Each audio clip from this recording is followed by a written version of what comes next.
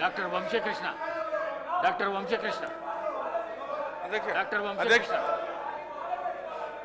అధ్యక్ష, మరి నిన్న నుంచి ఈ బీఆర్ఎస్ పార్టీకి సంబంధించినటువంటి నాయకులు ఎమ్మెల్యేలు ముఖ్యంగా ఒక వ్యక్తిని టార్గెట్ చేస్తూ మంత్రి గారికి సంబంధం లేకపోయినా వారి బంధువులకు సంబంధం ఉందని చెప్పి నిన్న నుంచి సభను నడవకుండా ప్రశాంత్ రెడ్డి గారు వాళ్ళేదో మేము ప్రభుత్వాన్ని ఇరకాటంలో పెట్టినామని చెప్పి ప్రభుత్వం పైన పైచేయి సాధించాలనే ఉద్దేశంతో ఏ కారణం లేకపోయినా గానీ కేవలం ఈ ప్రభుత్వాన్ని ఏదో రకంగా అప్రతిష్ట పాలు చేయాలని ఒక అక్కస్తోటి చేస్తున్నటువంటి కార్యక్రమాన్ని రాష్ట్ర వ్యాప్తంగా ప్రజలు చూస్తా ఉన్నారు అధ్యక్ష.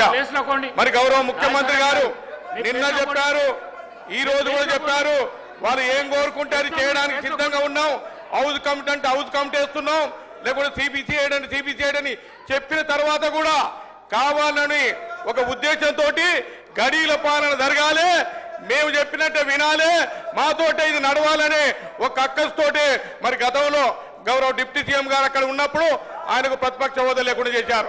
అట్లాగే ఇప్పుడు సీనియర్ నాయకుడు కడియం శ్రీహరి అంటే నేను 3వ క్లాసు నుంచి వారు ఎమ్మెల్యేగా ఉన్నారు అధ్యక్ష. ఈ సభలో అత్యంత సీనియర్ వారి అధ్యక్ష.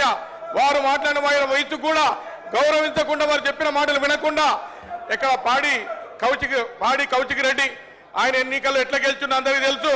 ఇవాళ నక్సలైట్ల మాట మనం మర్చిపోయినాం అధ్యక్ష. ఇవాళ పాడి కౌచికి రెడ్డి అసెంబ్లీ నక్సలైట్ గా మారిండు, అధ్యక్ష. తప్పకుండా మా డిమాండ్ ఇక్కడ దళితులు గిరిజనులు అట్లాగే ఆదివాసీల పక్షాన మేము డిమాండ్ చేస్తా ఉన్నాం అధ్యక్ష. ఆయనను రిమైనింగ్ టర్ములో రిమైనింగ్ కాలం అంతా కూడా బర్తరఫ్ చేయాలి. అట్లాగే హరీష్ రావు గారు, కేటీఆర్ గారు కూడా వారు కూడా బేషరతుగా గౌరవ సభ్యులకు కడియం శ్రీహరి గారికి క్షమాపణ చెప్పాలి, అట్లాగే ఈ సభకు మొత్తం కూడా క్షమాపణ చెప్పాలని డిమాండ్ చేస్తూ ఇక్కడ దళితులు గిరిజనులు అట్లాగే ఆదివాసులు ఎవరు తక్కువ లేరు అధ్యక్ష. అందరూ కూడా డాక్టర్లు ఇంజనీర్లు చదువుకొని వచ్చినాం. మరి గౌరవ మా పార్టీ తరఫున మాకు అవకాశం ఇచ్చారు, గౌరవ ముఖ్యమంత్రి గారు ఇక్కడ ఉన్న మా నాయకులు కూడా అవకాశం ఇస్తే గెలిచి వచ్చినాం అధ్యక్ష. మేము వాళ్ళకన్నా తక్కువేం కాదు అధ్యక్ష. ఇవాళ బెదిరిస్తా ఉన్నారు, ఏకే పార్టీ లాగా చూపిస్తా ఉన్నాడు ఎవరు మన పాడి కౌచికి రెడ్డి గారు. కాబట్టి ఈయన మంత్రి గారు, తప్పకుండా మీరు యాక్షన్ తీసుకోవాలి.